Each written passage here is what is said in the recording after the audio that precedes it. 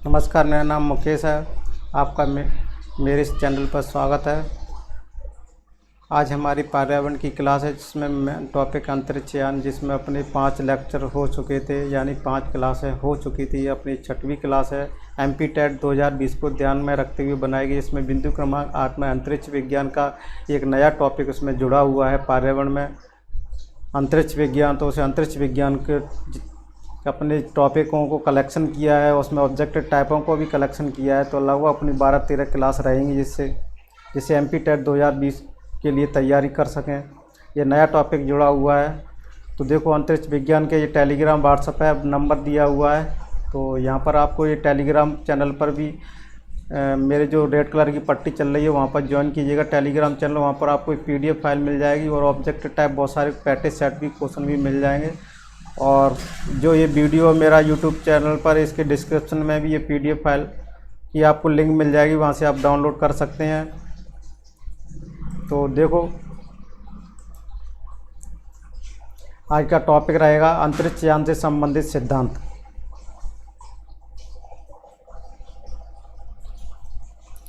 Topic का नाम क्या है? अंतरिक्ष यान से संबंधित। टॉपिक का क्या नाम है? अंतरिक्ष यान से संबंधित सिद्धांत। अंतरिक्ष में भारत के वर्तमान और भविष्य के अभियान। दूसरा है अंतरिक्ष में भारत के वर्तमान और भविष्य के अभियान। सबसे पहले टॉपिक को लेते हैं, अंतरिक्ष यान से संबंधित सिद्धांत। सबसे पहला पॉइंट है, अंतरिक्ष यान एक प्रकार का रॉकेट है। देखो क्या है अंतरिक्ष यान? क्या है अंतरिक्ष यान? एक प्रकार का रॉकेट है जिसके उड़ने का सिद्धांत न्यूटन का गति के तीसरे नियम, क्रिया तथा बराबर एवं विपरीत प्रतिक्रिया पर आधारित है। देखो, यान एक प्रकार का रॉकेट है जिसके उड़ने का सिद्धांत न्यूटन का गति के तीसरे नियम के अनुसार किया गया है। तीसरा नियम क्या है? क्रिया तथा बराबर एवं विपरीत प्रतिक्रिया पर आधारित है। जब तेज गति से गर्म वायु को पीछे की ओर फेंका जाता है तो रॉकेट को आगे की दिशा में समान अनुपात का बल मिलता है। रॉकेट के भीतर एक कक्ष में ठोस या तरल को ऑक्सीजन की उपस्थिति में जलाया जाता है। देखो, रॉकेट के भीतर क्या था? एक कक्ष में ठोस या तरल ईंधन को ऑक्सीजन की उपस्थिति में जलाया जाता है। जिसे उच्च दाब पर गैस उत्पन्न होती है। यह गैस पीछे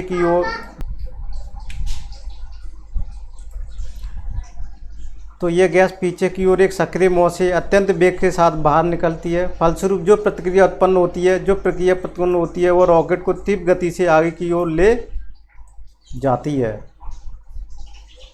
अब देखो, अंतरिक्ष यानों को वायुमंडल से ऊपर उड़ना होता है। क्या होता है? अंतरिक्ष यानों को वायुमंडल से ऊपर उड़ना होता है, इसलिए भी अपने ईंधन एवं ऑक्सीजन लेकर उड़ते हैं। जेट विमान में केवल ईंधन रहता है। जब विमान चलना प्रारंभ करता है तो विमान के सिरे पर बने छिद्र से बाहर की वायु इंजन में प्रवेश करती है और वायु के ऑक्सीजन के साथ मिलकर ईंधन अत्यधिक दबाव पर जलता है, जिससे उत्पन्न गैस का दाब बहुत अधिक होता है। यह गैस क्या करती है? वायु के साथ मिलकर पीछे की ओर तीव्र वेग से निकलती है। यद्यपि गैस का द्रव्यमान बहुत कम होता है।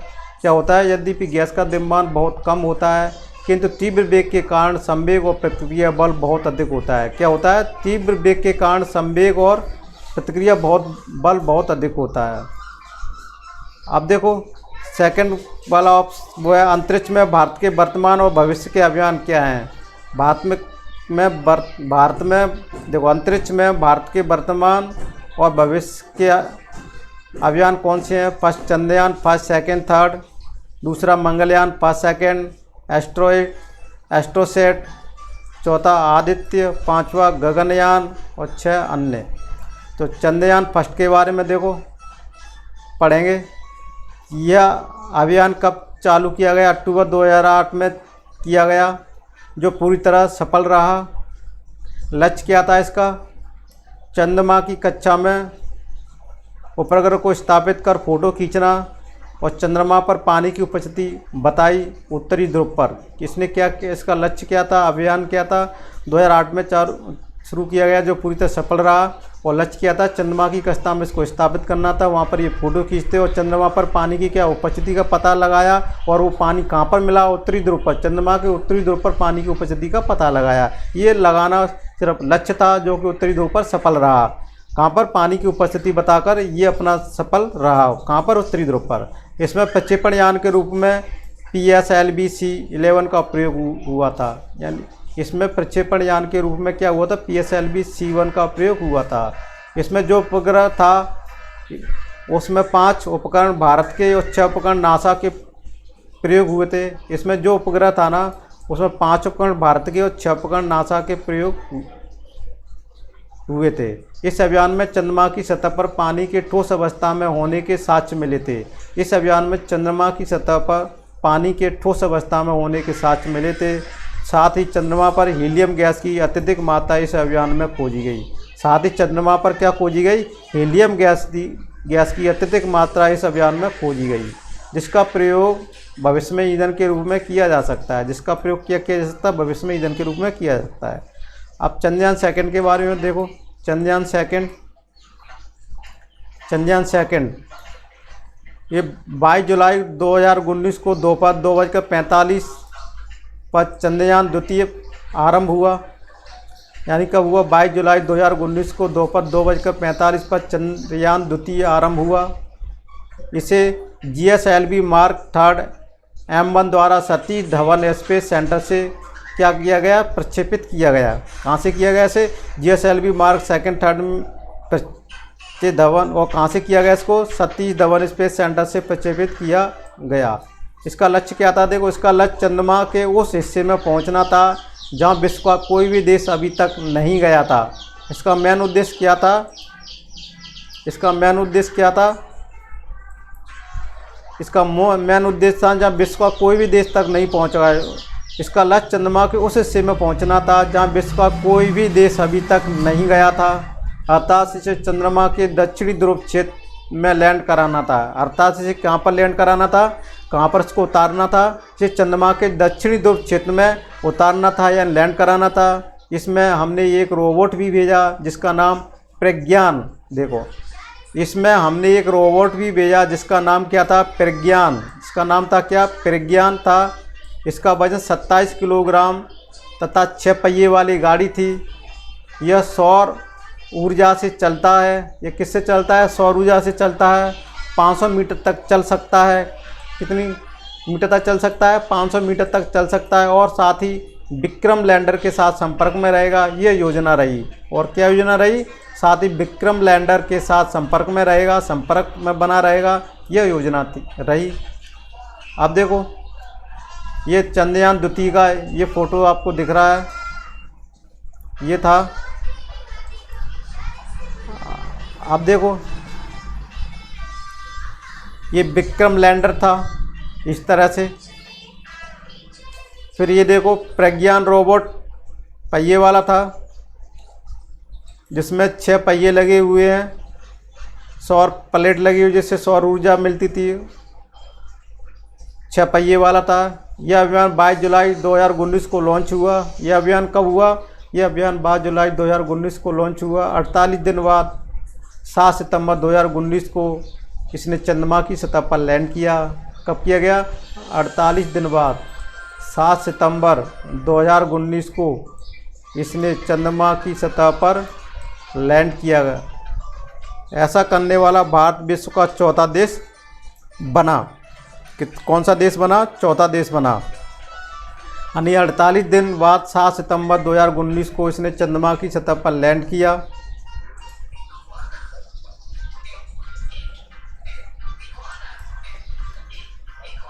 तो देखो अभी तक यह क्षमता रूस, अमेरिका और चीन के पास ही थी। अभी तक यह क्षमता किसके पास थी, रूस के पास थी, अमेरिका और चीन के पास ही थी। इस अभियान में ऑर्बिटर उपग्रह रखा गया था जिसका वजन 2379 किलोग्राम था। विक्रम लैंड का वजन 1471 किलोग्राम था। असफलता, इसरो के अनुसार सॉफ्ट लैंडिंग की जगह हार्ड लैंडिंग हुई। असफलता क्या था, इसरो के अनुसार सॉफ्ट लैंडिंग की जगह हार्ड लैंडिंग हुई। इसी कारण इसका संपर्क संबंधित संस्थान से टूट गया और इसे आंशिक असफल घोषित किया गया। अब देखो इसी को क्या किया, आंशिक असफल घोषित किया गया। विशेष इस अभियान का जीवन काल 1 वर्ष रखा गया था। क्या रखा गया था? इस अभियान का जीवन काल 1 वर्ष रखा गया था। चंद्रयान 3 के बारे में देखते हैं। यह भविष्य का अभियान है। इसकी घोषणा केंद्रीय मंत्री जितेंद्र सिंह ने की है। चंद्रयान 2 क्या होगा? भविष्य की योजना है या अभियान बोल सकते हैं इसको, भविष्य में किया जाएगा। और इसकी घोषणा किसने की? केंद्रीय मंत्री जितेंद्र सिंह ने की। इसे 2020-21 में भेजने का कार्यक्रम था, परंतु कोविड-19 के चलते अब यह कार्यक्रम नियत समय पर हो पाना संभव नहीं है। यहाँ से नोट कर लेना, इसे 2021 में भेजने का कार्यक्रम था, परंतु कोविड-19 के चलते अब यह कार्यक्रम समय पर हो पाना संभव नहीं है। अब मंगलयान फर्स्ट देखते हैं। मंगलयान फर्स्ट यह भारत का पहला मिशन था। क्या था? यह भारत का पहला मिशन था जो किसी ग्रह पर उपग्रह का प्रक्षेपण कर रहा है। इसका प्रक्षेपण सतीश धवन श्रीहरिकोटा आंध्र प्रदेश से किया गया। 5 नवंबर 2013 को PSLV-C 25 प्रक्षेपण यान की सहायता से 300 दिनों की यात्रा कर इसमें 24 सितंबर 2014 को मंगल ग्रह की कक्षा में प्रवेश किया। कहाँ पर किया गया था? इसको देखो, 24 सितंबर 2014 को मंगल ग्रह की कक्षा में प्रवेश किया। इसमें कई सुदूर संवेदी उपकरण लगाए गए हैं जो मंगल ग्रह के चित्र और आंकड़ों को प्रस्तुत करता है। पहले ही प्रयास में भारत ने यह कर दिखाया था कि जो विश्व कीर्तिमान है। इसी अभियान से पता लगा कि मंगल ग्रह पर मीथेन गैस CH4 उपस्थित है। यह एक प्रयोग का बायो सिग्नेचर है। इसी सफलता के लिए 2014 में इसरो की इंदिरा गांधी शांति निशस्त्रीकरण एवं विकास पुरस्कार से सम्मानित किया गया। मंगल ग्रह को गोल्डीलैक्स जोन का ग्रह माना जाता है। मंगल ग्रह को गोल्डीलैक्स जोन ग्रह माना जाता है, अर्थात यह संभावित जीवन का ग्रह है। तो अपने भविष्य में क्या संभावना की जा रही है मंगल ग्रह पर? यहाँ पर जीवन संभव है और भविष्य में जीवन का ग्रह भी बोल सकते हैं इसको। संभावना है कि यहाँ पर जीव रह सकते हैं। ऐसा एनवायरनमेंट या वहाँ की परिस्थितियों को खोजा जा रहा है जिससे मानव वहाँ पर रह सके, वहाँ के वायुमंडल है, इसलिए इसको संभावित जीवन का ग्रह भी कहने की संभावना है और संभावित जीवन का ग्रह भी है। ठीक, अब देखो मंगलयान प्रथम का ये जो चित्र दिख रहा है आपको। अब मंगलयान 3 देखो, इसरो के द्वारा इसे 2024 तक लॉन्च करने का इरादा है। इसरो के द्वारा क्या किया? 2024 तक लॉन्च करने का इरादा है। इस मिशन की अवधि क्या रहेगी? 1 वर्ष होगी। एस्ट्रोसेट देखो इसका इस तरह से डिजाइन। यह भारत का पहला खगोल विज्ञान मिशन है जिसका उद्देश्य x-ray, optical, UV spectral band में आकाशीय स्रोतों का एक साथ अध्ययन करता है।